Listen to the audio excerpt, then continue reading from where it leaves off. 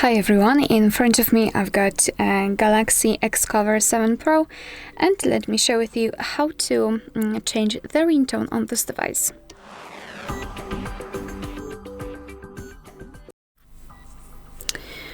So let's begin with opening the settings, and here we have to scroll and find sounds and vibration. Let's tap.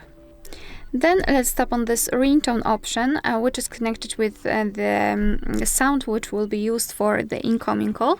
So let's simply tap on it, and here we will be transferred to the full list of pre-installed ringtones from which we can choose. So as you can see, we've got plenty of options to choose from. Let me go to the top. Moreover, we've got this option silent, which means that after choosing it, your device will not use any kind of sound to notify about the incoming call. Or you can tap on this plus icon and enter your own files. And if you've got something, for example, downloaded, then you will be able to find it, choose it, and set it as a ringtone. To listen how the particular ringtone sounds, you have to simply tap on it, and then you will be able to decide whether you like it or not. So let's pretend I want this baby bear to be set as my ringtone.